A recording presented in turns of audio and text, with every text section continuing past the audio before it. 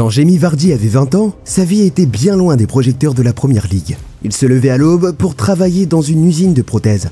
Il passait ses journées à mouler des attelles en fibre de carbone et ses soirées à courir sur des terrains poussiéreux de division 8 anglaise. Mais ce n'était pas tout. Vardy portait un bracelet électronique à la cheville, une sanction judiciaire qui l'obligeait à rentrer chez lui avant le couvre-feu. Même s'il jouait un match, même s'il marquait, il devait rentrer. Il n'avait aucun agent, aucun centre de formation derrière lui. Juste une réputation de garçon trop impulsif, qui buvait plus qu'il ne s'entraînait, et un rêve que beaucoup considéraient impossible. Et pourtant, ce même jeune allait devenir champion d'Angleterre. Il allait pulvériser les plus grands clubs du pays, et écrire l'histoire avec Leicester City. Alors comment un pauvre ouvrier alcoolique, jugé trop maigre, a conquis la Première Ligue ?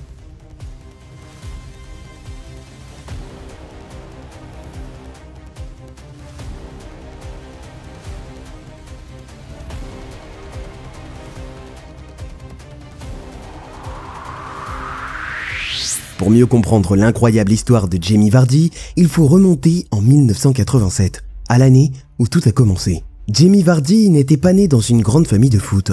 Il n'y avait pas d'agent qui l'attendait à la maternité, pas de papa ancien pro, pas de destin tout tracé. Il est né un dimanche d'hiver, le 11 janvier 1987, à Sheffield. Un bébé comme les autres. Ses parents étaient des gens normaux. Son père conduisait des grues, sa mère travaillait dans un bureau. Il n'était pas à plaindre, mais ce n'était pas non plus le genre à s'offrir des places VIP à Old Trafford. C'était une famille ordinaire, comme il y en avait plein. Jamie a grandi comme tous les enfants du nord de l'Angleterre, avec des terrains boueux, des pierres posées pour faire les cages et des matchs qui duraient jusqu'à la nuit. Il jouait dehors, il criait trop, il envoyait sûrement des ballons dans les vitres des voisins et il passait son temps à courir derrière le ballon. Rien de spécial en apparence. Il n'était pas grand, pas très costaud, il parlait un peu trop et il n'avait pas ce petit truc physique que les entraîneurs aiment bien. Il n'avait rien de spécial. Et à 16 ans, alors que d'autres jeunes ont signé dans des clubs pro, lui, il a reçu une lettre de rupture. Sheffield Wednesday, son club local, lui a dit « merci, au revoir. Pas assez bon, pas d'avenir ici ». À cet âge-là, beaucoup auraient lâché l'affaire et seraient enfermés dans leur chambre avec une console et auraient tourné la page. Mais Jamie, lui, a continué. Il n'a pas pleuré, ou pas longtemps en tout cas. Il avait toujours envie de jouer. Il était têtu et surtout, il avait une rage en lui. Il voulait montrer à tout le monde qu'il s'était trompé. Cette blessure, elle ne l'a jamais quitté. Elle est restée quelque part en lui. Et peut-être que c'est ça qui a tout changé. Parce que ce gamin qu'on avait viré sans hésiter allait bientôt faire regretter chaque club qu'il avait ignoré. Maintenant, quand un club comme Sheffield Wednesday te laisse tomber, tu ne deviens pas vraiment un joueur très demandé. Après son rejet, Jamie Vardy n'a pas signé dans une autre académie. Il n'est pas parti tenter sa chance à l'étranger. Non, il est descendu tout en bas. Vraiment tout en bas. Il a rejoint Stocksbridge Park Steels, un petit club amateur qui jouait en 8e division anglaise. Les matchs se jouaient sur des terrains ravagés, qui ressemblaient plus à un champ après le passage d'un tracteur qu'à une pelouse. Les vestiaires sentaient la chaussette trempée oubliée dans un sac. Et côté tribune, avec 20 personnes, c'était déjà une grosse affluence. Parfois, il y avait juste une mamie qui vendait du thé dans des gobelets en carton. Mais Vardy s'en fichait. Il voulait jouer. Et surtout, il voulait marquer. Le foot à ce niveau ne payait pas les factures. Alors Vardy travaillait à plein temps dans une usine qui fabriquait des attelles médicales en fibre de carbone.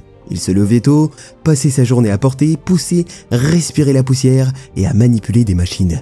Et dès que son service finissait, il enfilait ses crampons et filait à l'entraînement, déjà lessivé par la journée. Certains soirs, il n'avait plus de jambes. Certains jours, il en avait marre de tout. Mais il continuait encore et encore. Chaque but, c'était comme une revanche. Une revanche contre les entraîneurs qui l'avaient laissé tomber.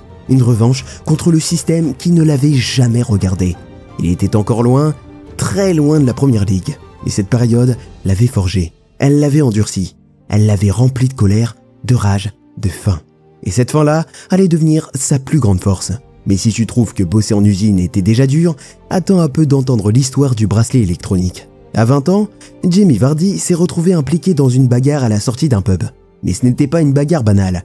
Il était intervenu pour défendre un ami en situation de handicap. Quand un groupe de gars s'en est pris à lui, insultes, menaces, l'ambiance a rapidement dégénéré. Vardy n'a pas réfléchi. Il a réagi, il a frappé l'un des agresseurs pour défendre son ami. L'intention était bonne, mais le résultat, beaucoup moins.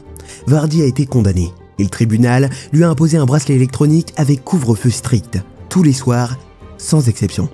ce type qui allait plus tard terroriser les défenses de Première Ligue était obligé de quitter le terrain en plein match pour rentrer chez lui avant 18 h. C'est pas une blague.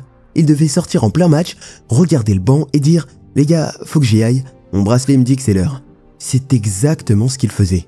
Le club de Stocksbridge a tout fait pour l'aider. Ils ont avancé les heures de coup d'envoi, ils le remplaçaient avant la mi-temps, ils faisaient tout pour qu'il puisse jouer sans enfreindre la loi. Honnêtement, la plupart des clubs ne se seraient même pas embêtés. Mais eux, ils ont vu quelque chose en lui.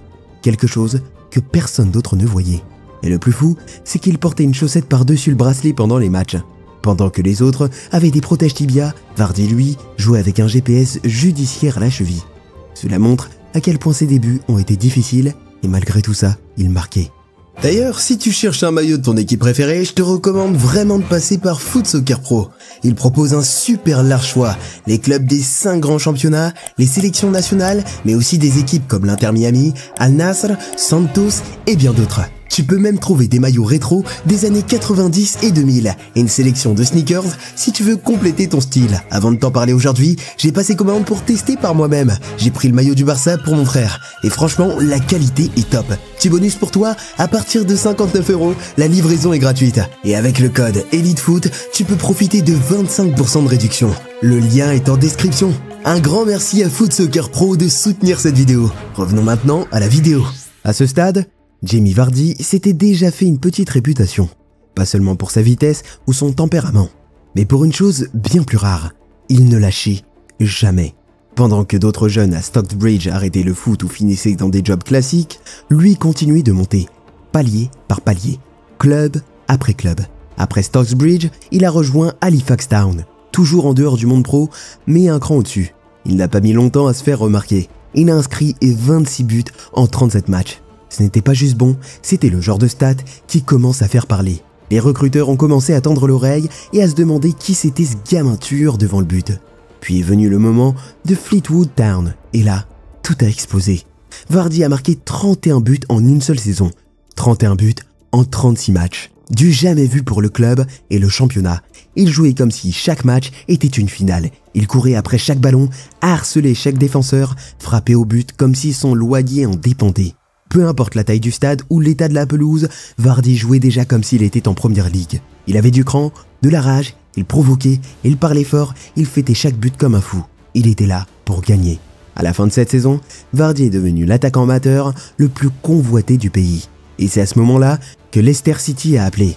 Évidemment, certains ont rigolé. Ils ont dit que c'était un pari perdu, une perte d'argent. Mais aujourd'hui, on peut le dire clairement.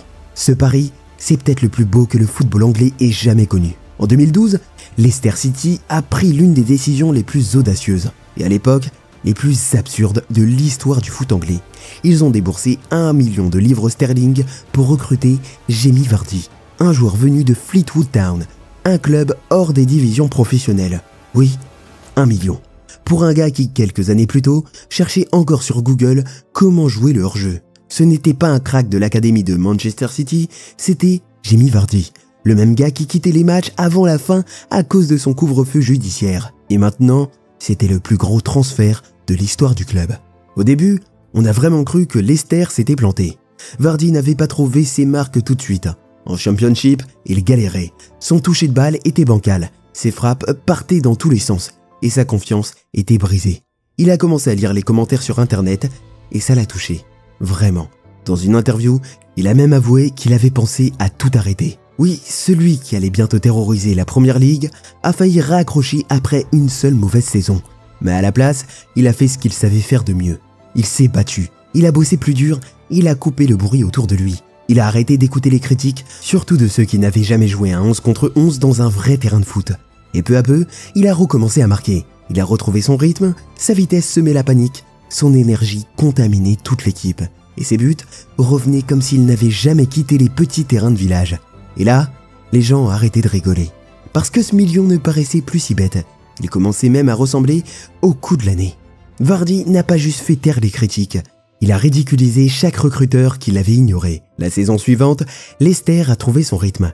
L'équipe tournait bien. Et Vardy aussi. Il enchaînait les bonnes prestations, même s'il n'était pas encore la star. Il courait sans relâche, se battait sur chaque ballon et pesait sur toutes les défenses.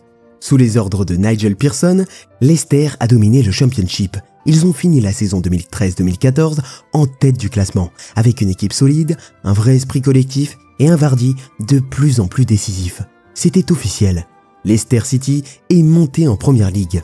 Et pour Vardy, c'était la fin d'un long tunnel. 2 ans plus tôt, il galérait en Division 5. Maintenant, il allait jouer contre les meilleurs défenseurs du monde. Pour sa première saison en Première Ligue, en 2014-2015, Leicester a beaucoup souffert. Pendant des mois, ils ont été bons derniers.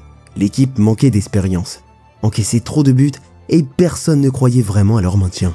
Mais au printemps, tout a changé. Leicester s'est mis à gagner. Vardy s'est battu comme un fou sur le terrain et même s'il n'a pas beaucoup marqué cette année-là, son impact était énorme. Match après match, ils sont remontés et contre toute attente, ils ont réussi à se sauver. C'était un petit miracle. Leicester a évité la descente. Mais à ce moment-là, personne, vraiment personne, ne s'imaginait ce qui allait se passer la saison suivante. La saison 2015-2016 de Première Ligue restera à jamais l'un des épisodes les plus fous de l'histoire du football. Leicester City venait d'échapper à la relégation de l'année d'avant et le club était tellement fauché que toute son équipe coûtait moins cher que la cuisine du centre d'entraînement de Chelsea. Leur attaquant vedette transportait encore des attelles dans une usine quelques années plus tôt et leur coach, Claudio Ranieri, était surtout connu pour s'être fait virer par la moitié des clubs d'Europe. Et pourtant, Leicester a trouvé la formule. Ils ont commencé à gagner, puis ils ont continué. Et ils ne se sont plus jamais arrêtés. Au début, tout le monde a cru à un coup de chance. Mais en décembre, ils étaient toujours en tête. En janvier, toujours là. Et en février, ils battaient encore les plus gros clubs. Et en tête de cette folie, il y avait un homme, Jamie Vardy. Il a marqué pendant 11 matchs consécutifs. Un record en Première Ligue qui appartenait jusqu'alors à Ruud van Nistelrooy. Et ce n'étaient pas des buts chanceux, c'était des frappes folles, des volées incroyables et des tirs de loin. Vardy fonçait sur les défenseurs comme s'il lui devait de l'argent. Il bousculait les anciens, il semait tout le monde. On aurait dit qu'il était énervé contre tout le monde. Chaque semaine, il marquait. Et chaque semaine, il célébrait sans un mot, avec ce regard froid, comme pour rappeler au monde qu'il ne devrait même pas être là. Et quand le dernier coup de sifflet de la saison a retenti, Leicester était champion. Champion d'Angleterre à 81 points. 10 points devant Arsenal, 15 points devant Manchester City et Manchester United. 21 points devant Liverpool et 31 devant Chelsea. Ils étaient devant tous ces clubs de milliardaires qui pensaient que l'argent suffisait. Cette saison n'aurait jamais dû exister, mais elle a eu lieu. Et Jamie Vardy a fait en sorte qu'on ne l'oublie jamais. Après cette saison de rêve, tout le monde pensait que Jamie Vardy allait faire ses valises pour rejoindre un grand club. Et franchement, personne ne l'aurait blâmé. Arsenal l'a contacté et lui ont proposé un contrat. Il pouvait jouer en Ligue des Champions. Il aurait un plus gros salaire et un mode de vie plus luxueux. Pour la plupart des joueurs comme lui, c'est signé avant même que l'agent ait fini sa phrase. Mais Vardy a dit non. Et ce n'était pas une stratégie pour faire monter les enchères. Il était sincère. Il a vraiment refusé Arsenal et il est resté à Leicester. Ça peut paraître fou, mais pour lui, ce n'était pas qu'une histoire de carrière. C'était une question de loyauté. Il voulait rester avec le club qui avait cru en lui quand personne ne le faisait. Parce que Leicester ne s'est pas contenté de le recruter. Ils l'ont soutenu quand tout le monde s'est moqué de lui. Et il n'est pas resté juste pour la forme. Saison après saison, Vardy a continué à planter. Il était affûté, rapide et décisif devant les cages. En 2021, il a aidé Leicester à gagner la FA Cup. Et honnêtement, c'était peut-être encore plus improbable que le titre de 2016. Jamie Vardy est devenu le meilleur buteur de Leicester en Première Ligue. Et il a tout accompli sans jamais céder aux appels des gros clubs. Il a choisi d'écrire l'histoire là où personne ne l'attendait. La carrière de Jamie Vardy contredit tout ce qu'on répète dans le football moderne. Pas d'académie de jeunes, pas d'agent star, pas de sélection précoce, pas de parents riches, ni de gros titres dans les journaux. Juste de la rage, une vitesse folle et un caractère qui a dérangé tout le monde. Des défenseurs amateurs jusqu'au cadre de la Ligue des Champions. Vardy a montré qu'il n'y avait pas besoin d'être un prodige pour devenir un héros. Pas besoin d'exploser à 17 ans pour réussir. Lui, il a atteint son sommet à un âge où beaucoup raccrochent les crampons. Pendant que d'autres signaient dans des centres de formation, lui demandait des horaires aménagés à l'usine pour pouvoir jouer en amateur et rentrer à l'heure à cause de son bracelet. Rien que ça aurait dû l'enterrer, mais pas Vardy. Encore aujourd'hui, son nom fait toujours quelque chose aux fans, parce qu'il est plus qu'un joueur star. Il est la preuve vivante que les miracles ne naissent pas que dans les académies ou les bureaux des grands clubs. Parfois, ils viennent de gars ordinaires, des gars qui n'ont jamais abandonné, qui ont bossé en usine et qui ont cru en leur place, même quand personne d'autre n'y croyait. Si tu aimes le football comme moi, tu devrais regarder l'une des vidéos affichées à l'écran. Tu vas aimer, c'est promis.